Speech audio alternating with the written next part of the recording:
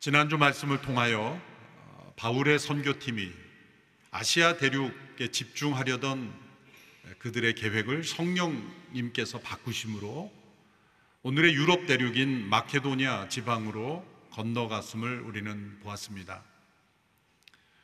사도 바울은 아시아에 집중하며 또 아시아를 온전히 복음화하는 것이 그들의 계획이었지만 하나님의 꿈은 그들의 생각과 계획보다 훨씬 더 크고 더 넓은 것이었습니다.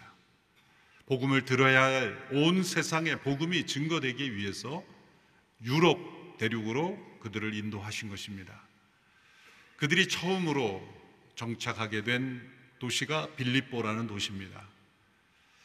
마게도냐의 근 도시였지만 로마의 식민지가 되었고 후에는 작은 로마라고 불릴 정도로 많은 로마 시민들이 거주하였던 도시입니다. 로마 퇴역 군인들도 그곳에 많이 정착하게 되었습니다. 오늘날에도 그 빌립보 유적지를 가보면 그 규모에 놀라게 되고 또 여전히 그 유적지를 발굴하는 과정 가운데 있습니다. 빌립보에 도착한 바울 선교팀은 유대인의 회당을 찾았지만 찾을 수가 없었습니다. 유대인의 회당 대신에 그들은 강가에 있는 기도처를 찾게 됩니다. 유대인의 회당이 없으므로 기도처를 찾는데 강가로 갔다는 것이 좀 이상하게 보일지 모르지만 그것은 이스라엘 백성들이 바벨론 포로 시기부터 바벨론의 포로로 갔었을 때 그들은 회당이 없었습니다. 그래서 그들은 그발 강가에 모여서 때로는 예루살렘을 향하여 통곡하며 울며 기도하며 서로를 위로하는 그러한 전통 문화가 생긴 것이죠. 어쩌면 바빌론 사람들에게 노출되지 않는 그들만의 장소가 되었을 것입니다. 그래서 그발 강가에 모였던 그들의 문화를 지키며 기억하며 그들 동안 이방 사회 속에서 강가에 모여 함께 기도하곤 했던 것입니다. 그래서 바울 선교팀은 회당이 없다면 강가 어딘가에 유대인들이 모이는 혹은 하나님을 경외하는 이들이 모이는 곳이 있을 것이다 생각하고 기도처를 찾게 된 것입니다. 그들의 예상대로 강가에 모이는 그룹들이 있었습니다. 그 그룹을 향해 말씀을 전하기 시작했습니다. 처음으로 그 그룹 가운데 하나님의 말씀을 유달리 남달리 깊이 마음 깊이 받아들이는 한 여인이 있었습니다. 루디아라는 여인입니다. 루디아는 옷감 사업을 하는 여성 사업가였습니다. 두아디라라고 하는 도시 출신인데 두아디라는 염색업이 발달한 도시였습니다. 요즘도 염색업은 매우 정교한 일 아니겠습니까? 특별히 고급 옷감은 쉽게 할 수 있는 일이 아니죠. 이 고급 옷감의 염색까지 하는 그런 업을 하는 사람으로서 그는 이 빌립보에 살고 있는 로마 제국의 상류계층, 황제와 가까운 사람들이라든지 퇴역 군인이라든지 이런 사람들을 대상으로 사업을 했던 것으로 보입니다. 그래서 그는 어느 정도 재력도 가지고 있는 여성 사업가였습니다. 이 여성은 하나님을 경유하는 사람이다라는 표현을 했습니다. 이방인으로서 유대 역사에 나타난 하나님의 역사에 주목하고 또 하나님을 믿기 원하는 이들을 가리켜 하나님을 경유하는 사람들, God fearer 이렇게 불렀습니다. 이 하나님을 경유하는 사람으로서 그는 사도 바울이 전해준 복음의 말씀에 깊이 은혜를 받았고 확신을 얻었고 그리고 자신의 집으로 바울 일행을 초대하여 세례를 받고 또한 대접도 했습니다. 그래서 빌립보에 있는 교회의 첫 구성원이다라고 말할 수 있는 사람이 바로 루디아와 그와 관련된 사람들입니다. 그는 어느 정도 재력이 있었던 것으로 보아 그녀의 집에 바울 일행이 어느 정도 머무르면서 빌립보를 복음하는 귀한 기지의 역할을 하게 된 것입니다. 또 다른 여인이 16장에 등장합니다. 어린 소녀입니다. 귀신에 사로잡힌 소녀입니다. 여종입니다. 어디서부터 왔는지 모르지만 귀신에 사로잡힌 이 여종을 이용하는 사람들이 있었습니다. 그 귀신에 사로잡힌 여종으로 하여금 사람들에게 점을 지도록 함으로써 많은 돈을 모으고 있는 사람들이었습니다. 일종의 착취입니다. 고대나 지금이나 이 점을 치는 것에 사람들이 솔깃하며 휩쓸리는 분위기는 여전한 것 같습니다. 한때 우리나라의 교회 예배당 숫자보다 점집의 숫자가 훨씬 많았던 적이 있습니다. 오늘날에도 다르지 않을 것이라고 생각합니다. 자신의 운명, 미래를 점치는 집에서 의견을 묻고 그대로 행하기 원하는 사람들이 여전히 있죠. 이사를 언제 가야 되느냐, 이 결혼을 해야 되냐 말아야 되느냐부터 자신의 인생의 중요한 문제까지도 다 점을 쳐서 결정하는 이 어리석은 일들이 여전히 있었는데, 이 귀신 들린 여종을 가지고 이 어린 소녀를 이용해서 귀신의 힘을 빌어서, 그게 맞든지 안 맞든지 간에 뭐 점치는 게 다 맞습니까? 맞지 않지만 사람들이 의지하는 마음을 이용하는 것뿐이죠. 그 귀신의 힘을 빌려서 돈을 버는 이들에게 사로잡힌 한 불쌍한 어린 소녀가 바울 일행을 만나고 이렇게 말합니다. 이들은 지극히 높으신 하나님의 구원을 여러분들에게 전파하는 이들입니다. 이 여종이 말한 하나님이라는 것은 바울과 우리가 믿는 창조주 하나님은 아닙니다. 당시 이교도들도 그들이 믿는 제우스나 이방 신들을 가리켜 동일한 이 헬라어의 하나님이란 용어를 쓰기도 했기 때문이죠. 그러나 중요한 것은 바울 일행과 함께 하신 그 하나님의 영적 임재를 이 귀신이 느꼈다는 거죠. 바울은 그 어린 소녀를 귀신으로부터 자유케 합니다. 그 악한 귀신이 여종으로부터 나오도록 선포합니다. 주 예수 그리스도 이름으로 명한다. 약한 귀신아, 이 소녀에게서 떠나라. 그 어린 소녀는 자유케 되었습니다. 두 여성이 바울 일행을 통해 빌립보에서 예수님을 만난 기록을 16장 전반부에 기록합니다. 얼마나 다른 삶의 형편입니까? 한 여인은 건강한 삶, 성실한 삶, 또 자신의 사역을 일으키는 삶, 하나님을 경외하는 삶, 스스로 하나님 앞에 나오는 여인이었어요. 그러한 상태에서 예수님을 만나게 되고, 또 다른 어린 소녀는 완전히 귀신에게 사로잡혀 스스로의 의지로는 하나님 앞에 나올 수 없는 삶의 형편 가운데 있고, 착취당하는, 억압당하는, 억눌려 있는 그런 인생 가운데 자유케 되는 역사가 일어나게 된 겁니다.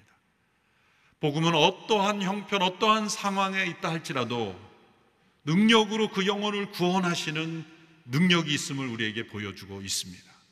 예수 그리스도의 이름은 어느 민족, 어느 문화, 어떤 상황에 있는 사람일지라도 예수 그리스도의 이름이 선포되고 복음이 들려지면 그 모든 억압으로부터, 죄의 굴레로부터 자유케 되는 역사가 일어나게 된다는 것을 우리에게 보여주고 있습니다.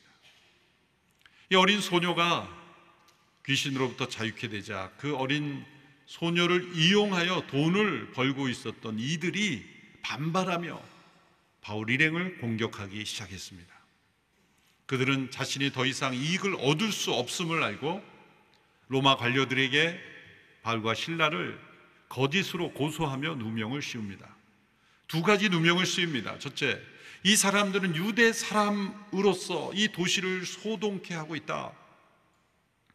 유대 사람이라는 걸 강조함으로써 인종적인 편견을 불지른 것입니다. 또한 로마가 받아들일 수 없는 풍습을 전하고 있다라고 말함으로써 로마의 권세에 도전하고 있다는 누명을 씌우는 것입니다. 바울과 실라는 로마 권세를 도전한 적도 없죠. 복음을 전했을 뿐입니다. 그런데 마치 로마 권력에 대항하는 새로운 종교를 창시한 것처럼 그렇게 누명을 씌움으로써 로마 관료들의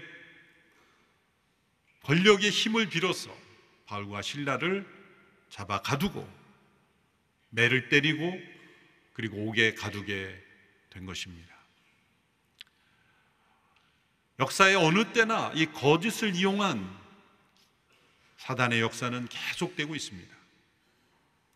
아담과 하와를 거짓으로 속였던 사단은 모든 역사에서 거짓을 이용해 관계를 파괴하고 공동체를 파괴하고 교회를 혼란하게 하고 하나님을 대적하게 하는 많은 거짓의 활동들을 사단은 행하고 있으며, 이런 거짓의 영에 사로잡히거나 쓰임받는 사람들은 자신의 욕심이나 죄 가운데 있거나 깊은 상처가 있거나, 이런 사람들이 또 어떤 이 탐욕을 구하는 사람들이나 이런 사람들이 이 거짓의 영 사단에게 사용되기도 합니다. 예수님께서 십자가에 못 박히신 배경에도 바로 유대 지도자들의 거짓된 모함이 있었지 않습니까? 유대 지도자들은 예수님을 시기하고 질투했습니다. 그들은 진정 진리를 확인하고자 예수님을 고소한 것이 아닙니다. 예수님의 말씀에 한마디도 거짓이 없다는 걸 알면서도, 일부는 예수님이 약속을 따라 오신 메시아임을 알면서도 예수님을 고소한 것입니다. 그것은 시기와 질투 때문이라 빌라도의 눈에도 그것이 보였습니다. 예수님의 영향력이 더 커지면서 자신들의 거짓이 더 드러나니까 그걸 가리려고 했고, 유대인들이 자신들의 권위 아래 있지 않고 예수님의 영적 권위에 영향을 받는 것을 보고 질투하여 그런 일을 한 것이죠. 또한 빌라도와 헤롯 같은 지도자는 비겁하게 그 거짓된 무리와 타협함으로써 예수님을 죽음에 넘기었고, 무지한 수많은 그런 대중들이 무지 속에, 편견 속에 예수님을 십자가에 못 박도록 했던 것입니다. 이처럼 사단은 끊임없이 거짓을 통해 세상을 하나님께로부터 떠나게 하는 일을 하고 있으며, 복음이 온 세상에 전해지는 것을 방해하고 있으며, 교회가 그러한 사명을 감당하지 못하도록 회방하고 있습니다. 여러분, 우리가 신앙생활 하면서 어떤 말을 옮길 때도 조심해야 합니다. 자신이 직접 보고 들은 진실이 아니면 전하지 말아야 합니다. 소문은 항상 좋은 방향이든 나쁜 방향이든 소문이 나기 시작하면은 좋은 소문은 실제보다 더 과장되는 것이고, 나쁜 소문은 실제보다 더 나쁘게 나게 마련이기 때문에 누군가의 말을 전할 때는 매우 조심해서 해야 합니다. 제가 미주에서 목회할 때 소문실명제라는 것을 제안한 적이 있습니다. 소문실명제, 제가 만든 단어인데요, 누가 이랬다더라 저랬다더라 전하면은 나중에는 전혀 다른 사실이 되어버려서, 제가 우리 장로님들을 비롯한 성도들에게 자신의 의견인지 아니면 누가 말한 건지 항상 네임택이 없는 것을 말하지 맙시다. 사람들이 이렇다더라 저렇다라는 게 되게 다 과장되고 오류가 많아서 이건 누구의 의견입니다, 이건 나의 의견입니다, 이렇게 정확하게 말할 수 없는 것은 말하지 마십시오. 전하지도 말고 듣지도 마십시오. 소문질명제를 선포하니까 소문이 쫙 흘렀더라고요. 오늘 있게도 소문실명제 합시다. 이렇다더라 저렇다라는 소식이 얼마나 세상을 혼란하게 하는지 모릅니다. 그게 어떤 영역의 뉴스이든 간에 그렇습니다. 최근 로잔 대회가 앞두고 이제 중요한 시기가 다가오자 몇몇 유튜버들이 거짓된 정보로 자극적인 것으로 로잔 대회를 공격하고 있습니다.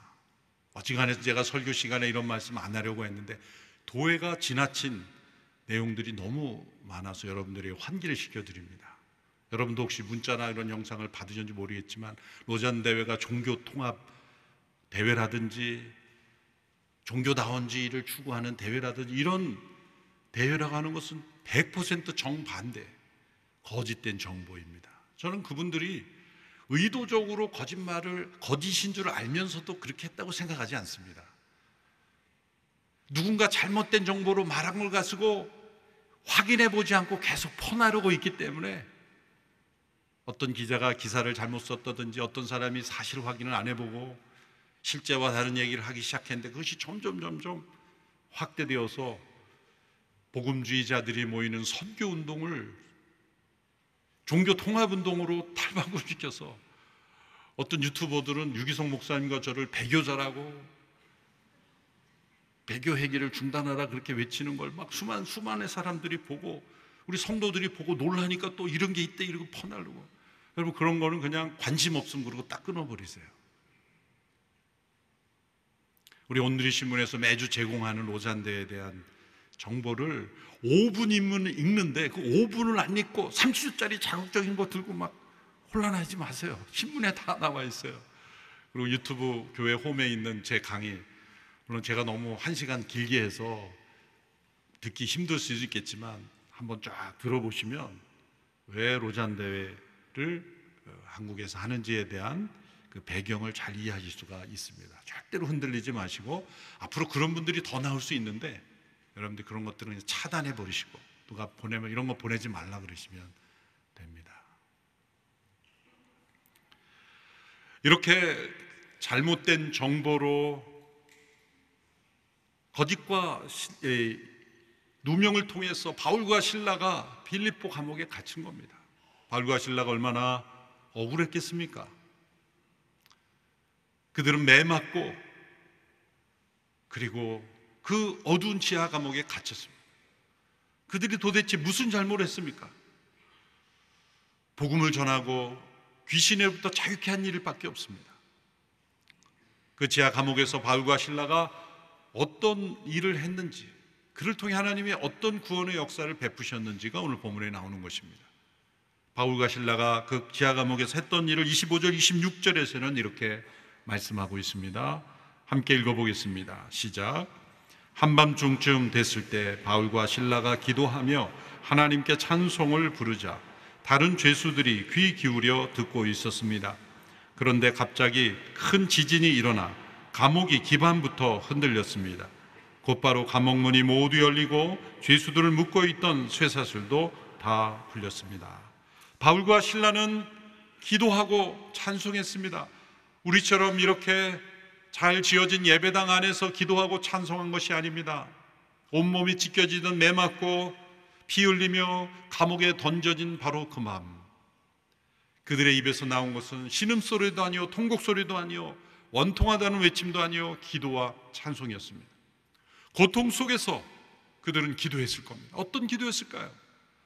하나님 빨리 우리가 이 옥에서 나가게 해주세요 라는 기도만 했을까요? 저는 그렇게 생각하지 않습니다. 우리가 이 옥에 갇히는 이 상황을 통해서 하나님 구원의 역사가 나타나게 해 주시옵소서. 예수님처럼 자신들을 억울하게 감옥에 넣게 한 그들을 위해서도 기도하고 그들을 감옥에 넣은 간수를 위해서도 기도했을 것입니다. 어떤 분은 이렇게 고난 속에 처해 있으니 기도하는 것이 당연한 것 아닌가 생각할지 모르지만, 여러분 평소에 기도가 없이 살아가는 사람은 위기가 와도 기도하지 못합니다. 위기가 오고 고난이 오면 당연히 기도가 터져 나오겠지라고 생각할지 모르지만 그렇지 않습니다. 평소에 기도하지 않고 살아가는 사람은 위기와 고난이 와도 기도가 나오지 않습니다. 우리의 일상 속에 하나님과의 관계가 살아있는 사람만 위기와 고난을 뚫고 나갈 수 있는 기도가 터져 나오는 것이죠. 그리고 기도 속에서 하나님의 더 큰 능력을 체험하는 것입니다. 더 나아가 그들은 찬송했다고 했습니다. 이 찬송은 단지 도움을 구하는 게 아닙니다. 이 찬송은 하나님께서 우리를 이 감옥에서 건져주시지 않아 여기에서 생을 마감할지라도 하나님께 찬송하는 것입니다. 다니엘 시대의 사람처럼 그리 아니하실지라도 찬송하는 겁니다. 하박국 선지자의 고백처럼 모든 것이 절망적인 상황일지라도 하나님으로 인하여 기뻐하고 즐거워하는 것입니다. 그들이 힘있게 기도하고 찬송했을 때 함께 있던 죄수들이 얼마나 놀랐을까요? 한동대학교 초대 총장이었던 김영길 장로님이 초기 학교가 설립되는 과정에서 법 지식이 부족하고 여러 가지 부족하기에 뜻하지 않게 고소를 당하고 또 억울하게 법정 구속까지 당했지 않습니까? 경주교도소에 갇혀 계실 때 그때 학생들이 스승의 날이 그 기간에 끼어 있었어요. 경주 교도소로 몰려가서 담벼락 너머에 총장님이 듣도록 스승의 노래를 부른 거예요. 교도소가 발칵 뒤집혔죠. 지금까지 교도소에 와서 고함 치는 사람들은 다 교도소 안에 잡힌 사람들 더 심하게 처벌하라, 제발 감옥 밖에 나오지 마라, 그런 외침은 있었어도 억울한 우리 총장님 빨리 나오시게 해달라고 기도하고 찬송하고 스승의 노래를 불러드리는 그런 학생들의 무리를 처음 본 거죠. 그 기사가 나자 수많은 사람들이 놀랬죠. 이런 상황에서 총장을 위해 기도하고 찬송하고 스승의 노래를 부르는 이 학교는 어떤 학교인가? 그 소식을 안 한국의 여러 성도들, 전 세계의 성도들이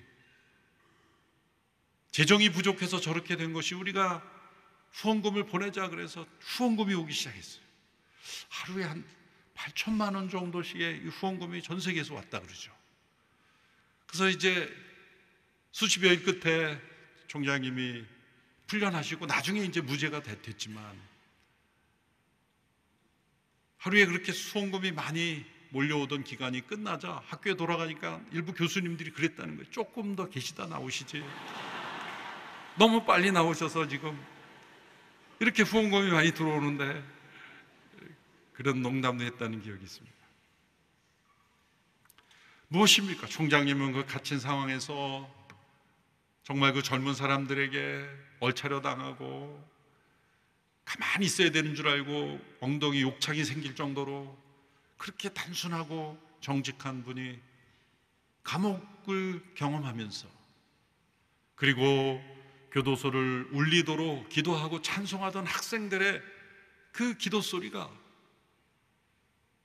한동의 역사를 바꾼 거죠.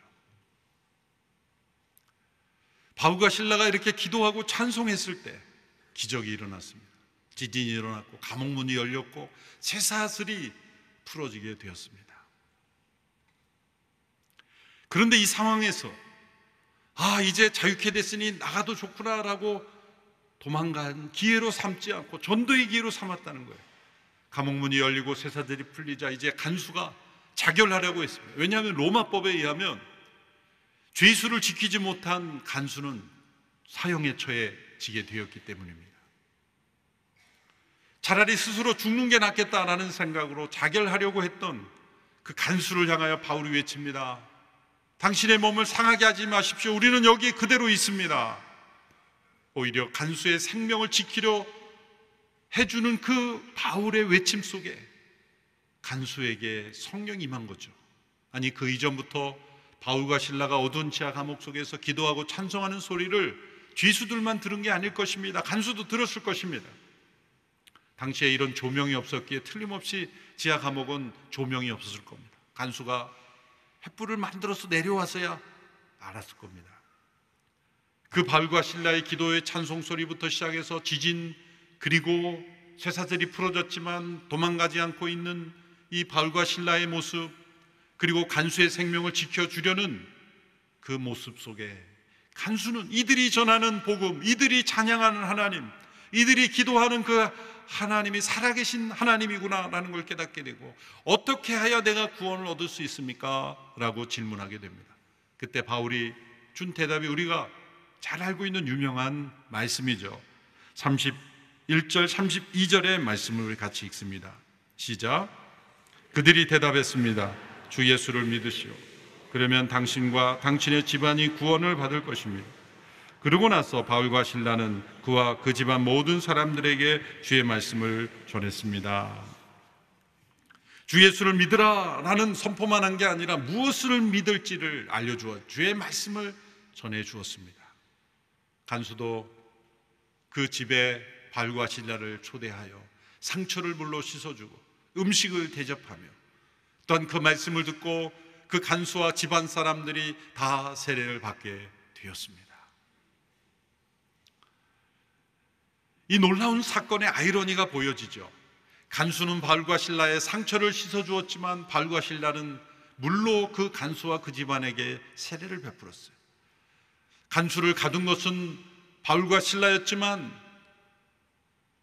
바울과 실라가 자유케 한 사람들이 바로 간수와 그의 가족들이었어요. 누가 진짜 감옥에 있었던 사람입니까?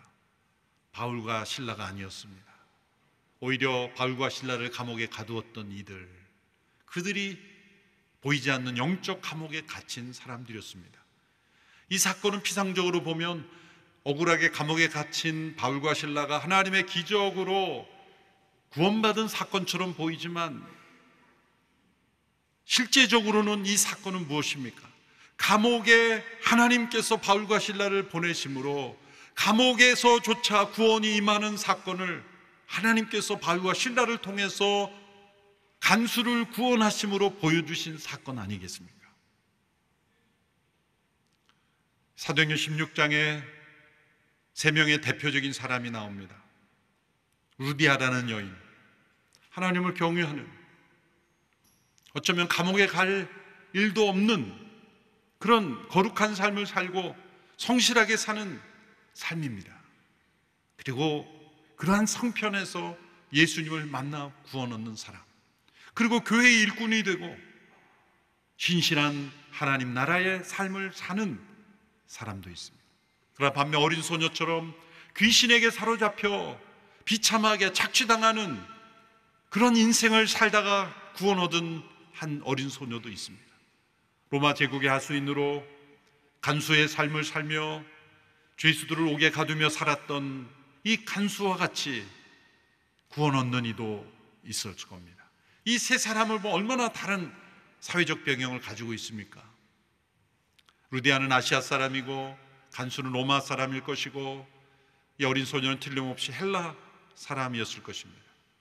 서로 다른 문화, 서로 다른 언어, 인종, 사회적 환경 속에 있지만 동일하게 예수 그리스도의 복음으로 구원 얻었고, 어쩌면 이들이 빌립보 교회의 초창기 멤버가 된 것입니다.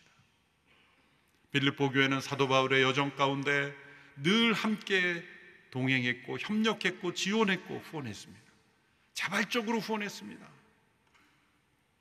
빌립보서를 보면 기쁨이 가득한 겁니다. 빌립보서에 나타난 기뻐하라 기뻐하라, 내가 너희를 인하여 기뻐할 뿐만 아니라 너희도 이제 모든 것 속에서 기뻐하라.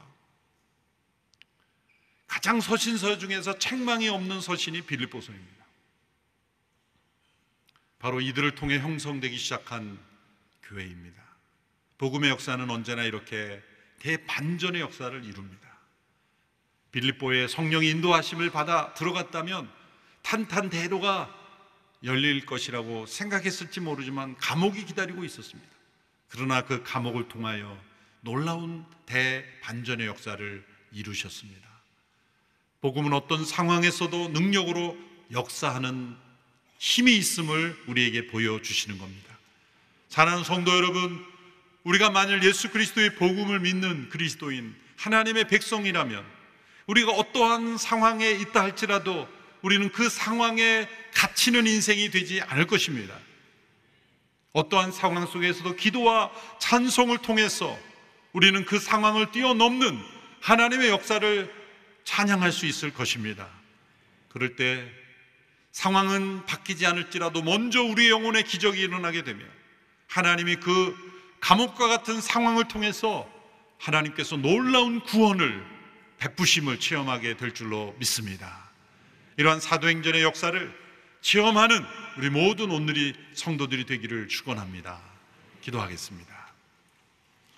하나님 아버지, 바울과 실라의 사역을 통해 놀라운 사도행전의 역사를 보여주시니 감사합니다. 루디아와 귀신 들린 여종과 감옥의 간수 그리고 그 집안 사람들의 구원을 통해 하나님께서 빌립보에 놀라운 교회를 세우시고 역사하심을 보았습니다. 오늘 우리도 이와 비슷하게 서로 다른 환경, 상황, 형편 속에서 예수님을 믿고 한 공동체가 되었습니다.